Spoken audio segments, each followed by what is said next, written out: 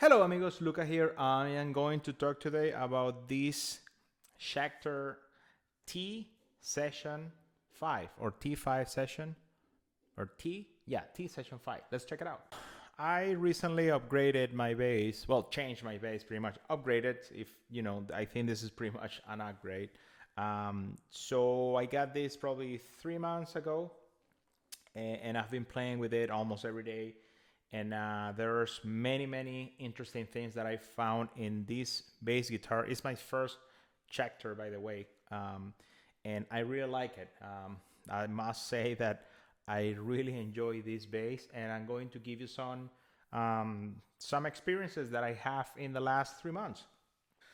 So first of all, I would like to tell you that before this, I was playing Marcus Miller Sire bass, the P7. Probably if you check my channel, I'm going to, there's a few videos over there with demos and, me playing that bass. I really like that one. It was really nice feeling on the neck, but it was 4 strings and I really wanted to have a 5-string. And here in Canada, getting a 5-string Sire on a P model was not that easy. So anyway, I decided to solve, I sold that Marcus Miller and I pulled the trigger on this one recently, and I'm very happy with it. This is again Schecter Diamond Series T Session on 5 strings. You also can get it on 4 strings, but this is a 5 strings. I'm playing more like hard rock, metal, things like that. So I found that 5 strings is more versatile. You can pretty much play around with lower notes, which I really like. And this thing comes with a maple fretboard, very soft, and kind of, I really like the shape. It's like, fatter because it's 5-string, but it's also kind of thin.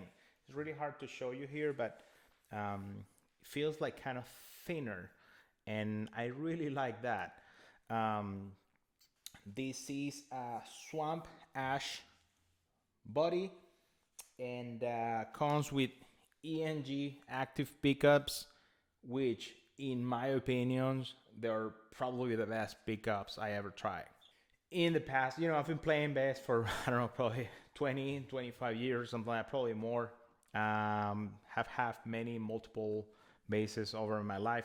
Ibanez or cheap bass, when I grew up, I didn't have a lot of money, so I play around with a lot of, crazy brands, cheap bass guitars.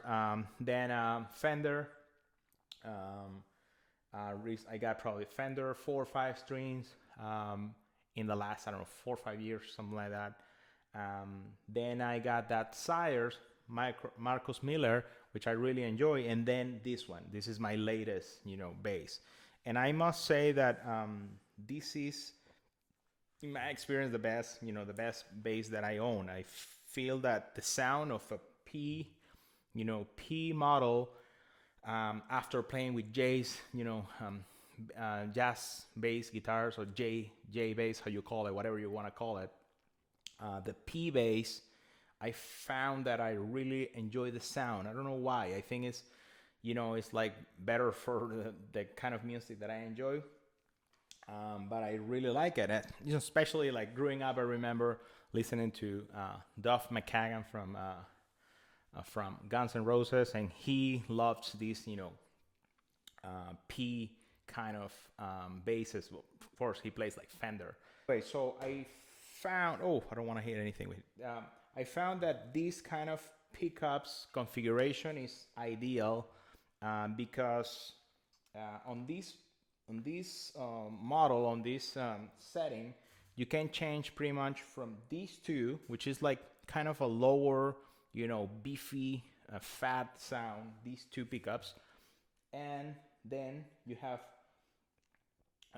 one for only these 2, one in the middle for everything, which is usually what I play with, and then the last one is only this bigger one, which is kind of, thinner and more like for punk, it's like brighter, that kind of sound. which is also nice. It depends on the type of music you're recording or the type of tone you're chasing. So in my case, I usually keep it here in the middle. These EMGs pickups are fantastic. I don't know what model is this. I don't know. I just know they're EMG. You got to put a 9-volt battery here in the back. Active pickups, but they're extremely clear and extremely fat. Like, these bass punch like crazy. I'm going to record a couple demos later on, but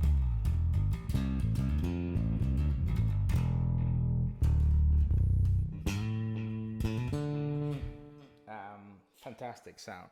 A couple things that I don't like is that in my case, these two, how do you call this? The tuners, they're kind of too close, and when you're playing with these two, trying to tune the first two strings, they kind of clashing together, which is kind of strange. I think that can probably be an easy fix.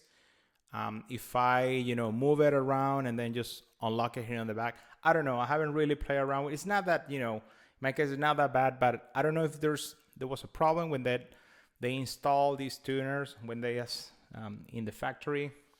That's the only thing that I don't like. But other than that, I really like the aesthetics of this bass. I think it looks pretty cool. One of my friends, he played around saying that it looked like a caterpillar, like a cat, one of those bulldozers somehow. But, it's kind of a modern, kind of cool rock. You can pretty much play anything you want on this thing. Like, it's not just for rock. It's just like I like the looks.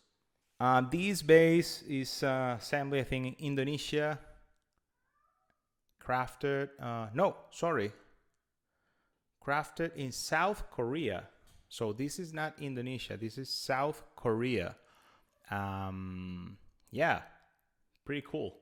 I think Korea, anything coming from there usually is pretty good quality. It depends, of course, on what tier, how much money you're spending. But I think for what I pay for this bass, I also got it at a really good price on online retail here in Canada. It's called Acclaim Music. I found that I have really good prices. Sometime, Black Friday, things like that. So I got it for a fairly good deal, brand new, and probably retails for I would say probably for $1,000 US dollars, which I think is really good value. There's a Graphtec nut here too, pretty stable. Never goes, out of tune. This thing is really well built. I really like it. One other thing that I don't like is that's a little heavy, but of course, active bass, 5 strings, you expecting, that is gonna be chunky. So this one, I think I put it on the scale and it's like 4.2 kilograms. I don't know in pounds. 4.2 kilograms. You make the conversion, but it's kind of, the higher, but it's kind of normal, I think, for 5 strings, especially on active. There's a lot of components here. What I did in order to compensate for how heavy it is, and I'm not 20 years old anymore, is to get one of these straps, right? Like a Legato strap. It's like a copy of those like fancy ones they're advertising all the time. I paid like 40 Canadian dollars for this, which is like, I don't know, probably 30 something US dollar. And with that little cushion here. And this thing is great. It's fantastic. I got this, also some, removable pegs here that I install. I got those for also in Amazon. And this thing with this strap is very comfortable. So I highly recommend, if you're getting, like a chunkier or bigger bass, you go for a nice strap that got this kind of system with this little cushion and feels really way more comfortable. So that will be it for this thing. I highly recommend this bass. I've been playing with it for probably 3 months. It's not yet enough. First week, I don't like doing like reviews or things when I just got them brand new, because you always usually too excited, right? And your judgment is not, I think, accurate. But in this case, after all these months, I found that this bass is really nice. Out of the box, it came like 80%. The setup was okay, it was good, but action was a little too high. I didn't play with the neck. The release, it was actually good. What I did, and it comes actually with a little Allen key that you can actually move the bridge. If you know how to set up your bass, you can play with it and try to lower the action. If you don't know how to do that, you can get, like a pro tech or somebody that knows how to set up a bass and help you out. After I did a proper setup, I was like extremely happy. Like, this bass is extremely comfortable, punch like crazy, and that is, it's great for any kind of music, I think, that you want to play. So let's check out some demos, and that's it. See you in the next video.